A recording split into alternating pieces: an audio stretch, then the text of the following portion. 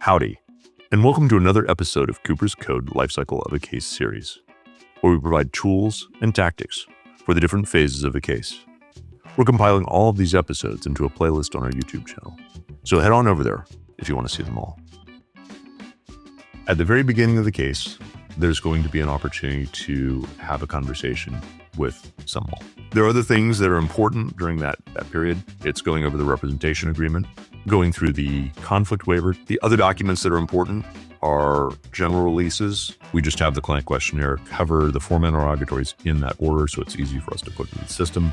Some things that we try to obtain as early as we can. Police reports, photographs from any sort of police investigation, body cam footage, 911 audio, the CAD log, computer-assisted dispatch log from the agencies that responded, security cameras, bus footage, geotagged social media, medical records, public resources.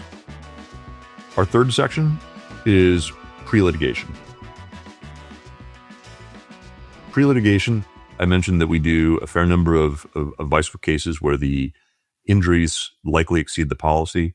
Almost all of our cases, but for government claims and what is just patently obvious at the outset that is highly complex, going to be heavily litigated, almost all cases make a stop in pre-litigation in our office.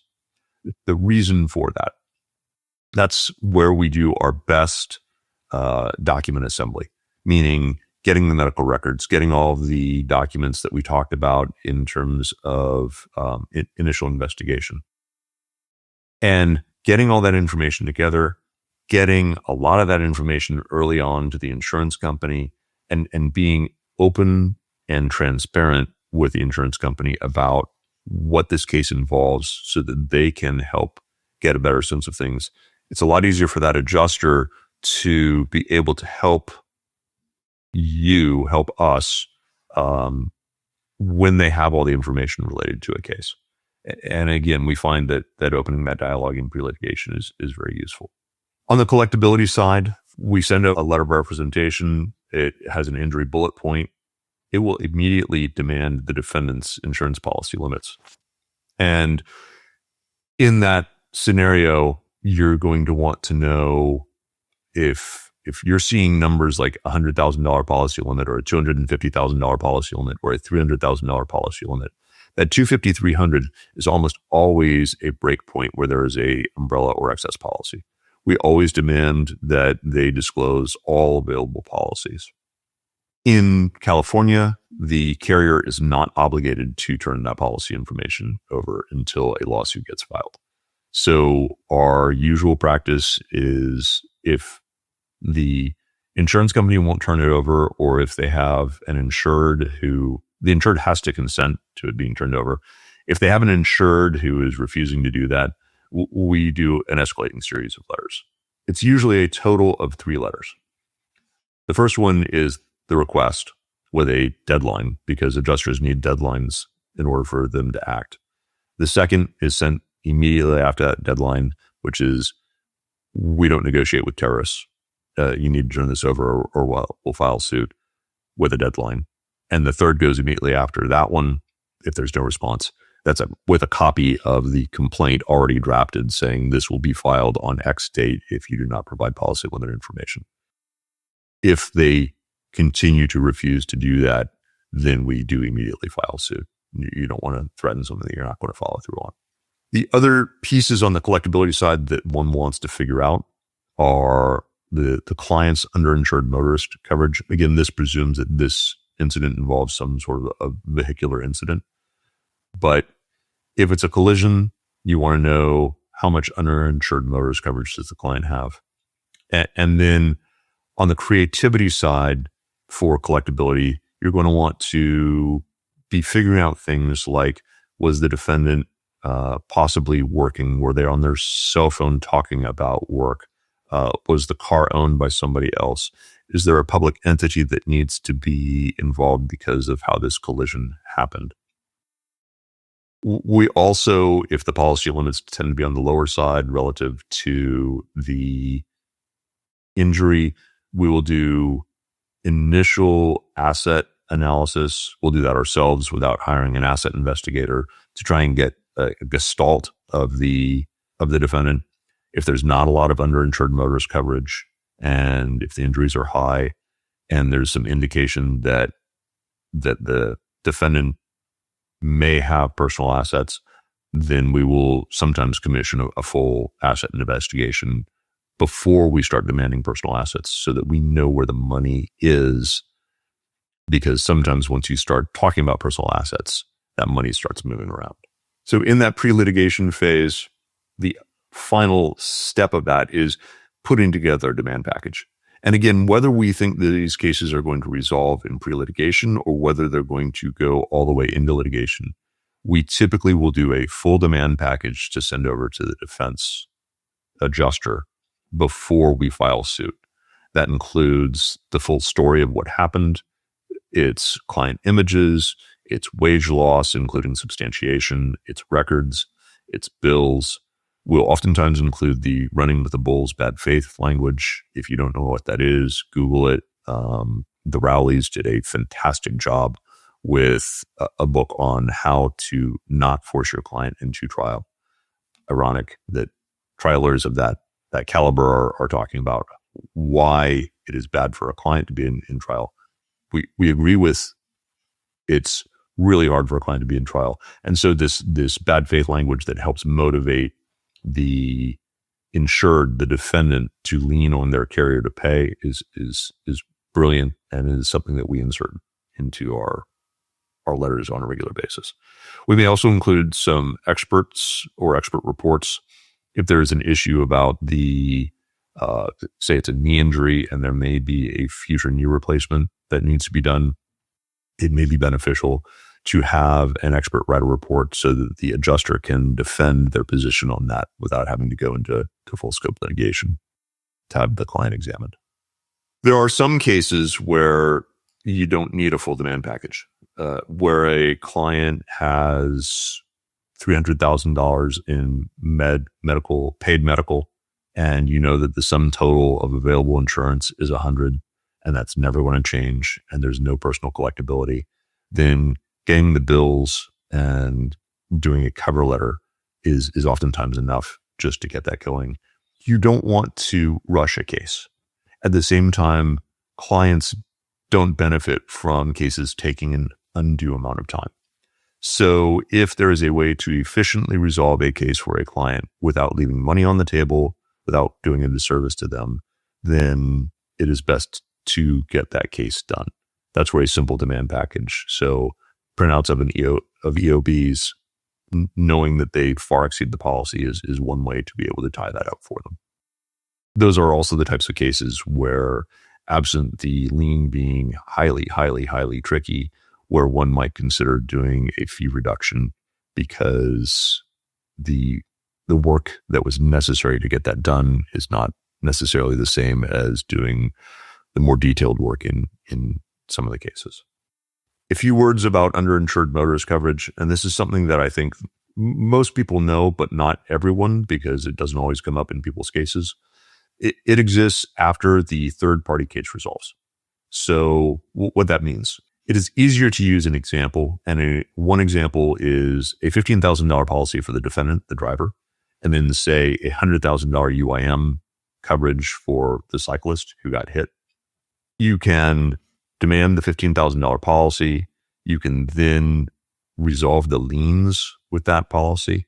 So you can oftentimes reduce those liens. A common way of that being done by the carrier is thirds. So even if there's a $100, $500 million lien, reducing that down to $5,000, the client gets $5, the attorney gets $5.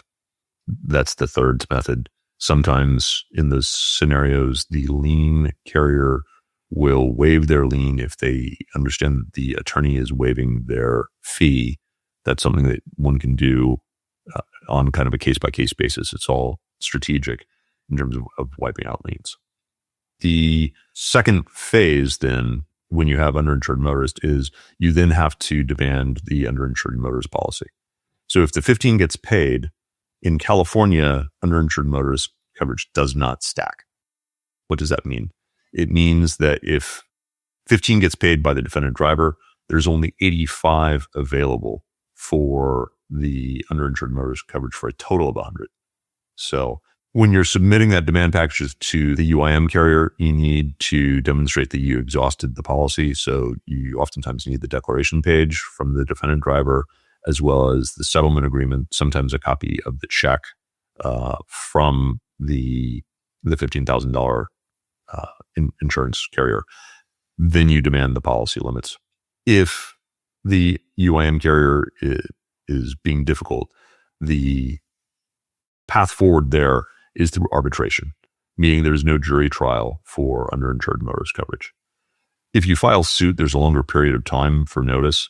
It's just best not to get into an argument about whether they had timely notice or not, which is why letting them know right off the bat that it appears that there may not be enough insurance, and consider this notice that the insured will be making a UIM claim. Government claims in California, there is a 6-month statute of limitations. And if the agency has their own claim form, one has to use that claim form. There are all sorts of ways that the governmental agencies make these difficult. There are still some agencies out there who will make it so that the form is not available online, meaning you have to go to an office or you have to demand that it be sent. The best thing, if you think you have a government claim, is to be as proactive as you possibly can, meaning get it filled out and submitted way before the 6-month period. Other traps for the unwary in the government claim department are hospital districts, fairs. Those are oftentimes quasi-governmental entities, and sometimes they are a governmental entity that has appeared on the roster of public agencies. That's the official list of places that are public entities. The other area where it can be tricky are roads where you think it is a, say, San Francisco road, but it actually turns out to be a Caltrans managed road. Examples, Lombard and Van Ness are at various points part of the 101 and can be co-managed by Caltrans. So you want to make sure, and even adjacent to that, if you get hurt in the Presidio falls under federal domain. And so that is a federal tort claim act if you have a road design issue there. So that 6-month government window, super important to meet. There are some ways to try to get around failing to meet the 6 months standard, but they are challenging, and it is better not to have to be in that fight in the first place. Federal Tort Claims Act is a 2-year window, so it's different, but the fees are capped at 25% with FTCA claims, and there's no jury trial. So you're going to be trying that to a federal bench officer if you have a federal government claim. At a certain point in the case comes the time where one gets the joy of filing suit. That's the opportunity to file the complaint and make sure that the other side is actually formally brought into a lawsuit and into litigation. Challenges here, beyond the just typical ones of making sure one does things right, are making sure that one has included all claims. Why do I bother to reference this? On occasion, where one has, say, a family member or a spouse has the potential to be part of the case. Car collision, say 2 cars, where one has a family involved and say that the driver is the one who's most injured, might include the driver, the spouse, for loss of consortium and for bystander, and then a couple of kids in the back for bystander claims as well, presuming those folks aren't injured. So making sure that you have I-dotted, crossed T's to get everyone involved in the case to the extent they need to be involved. Same is true with the defendants, making sure that all of the potential defendant entities have been named in a case. And these can be fairly straightforward in your standard auto case. It may be the defendant driver. It may be the owner of the car if that's separate. It may be a company if the driver was working for a company. In the rideshare cases, it can get way more complicated because there are entities within entities within entities that you want to make sure that you name all of them properly, because those names change from time to time. I'm not going to go into that here. Just know that if you're doing rideshare, you want to make sure that you're getting the right people as defendants in the case. Other areas where this can be tricky are shopping malls and hotels. And the reason I bring these up specifically is that these are areas where there may be multiple entities who own or control things. Hotels are notorious for having the hotel be owned by one entity, the management being done by another entity. And so you may find that you have two different defendants where you thought you only had one. These are areas where, again, just making sure you have all the right defendants involved when you file suit. The other piece that is important to consider is whether there is a chance of publicity related to the filing of the lawsuit. And I don't mean that for lawyer gain. I mean that for downside risk for a client. I'll use an example. We tend to be very proactive and aware of what might happen in various cases. We had a case years and years ago that we filed on behalf of a young woman. She was hit down near the ballpark by an SUV, and we filed suit. And lo and behold, TMZ got interested in the case because the vehicle that had struck our individual were part of an entourage for some noted music stars who were on their way to perform at the stadium. So TMZ all of a sudden was all over this case in a way that we had not expected. So when I say be mindful of publicity, if there is the chance that there may be some publicity, make sure that your client is prepared for that so that they are not caught off guard, so that they know what to do if the media calls, and so that one is properly prepared. An additional point on this, because the media tends to be overworked and underpaid, like so many entities these days, it can be helpful in your complaint if in the general allegations, before you get into the causes of action, you have something that is just a very clear, very digestible, almost press release-y description of what happened in the case. Because if you think that there may be any sort of traction in the case, that's an area where the media will quickly go to just cut and paste from. And it is a great way to spoon feed it to them so that it is told in the way that you would like it to be told.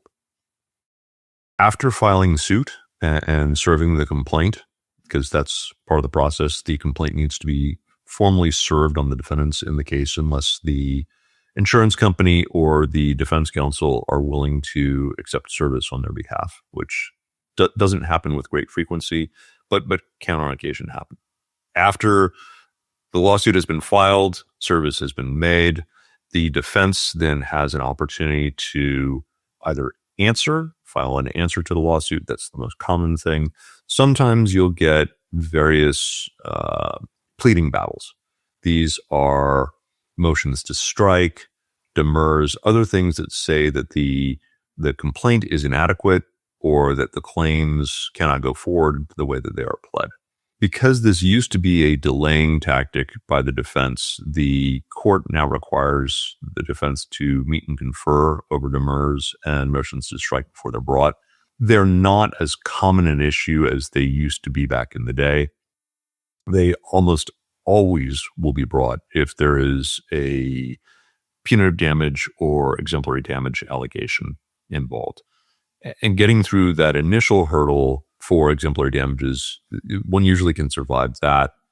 It might be a pain in the ass in terms of going through the pleading battles, but I would say because the way the defense is structured, they feel obligated to go ahead and do those even if they think they're going to lose on motions to strike and demurs related to punitive damages.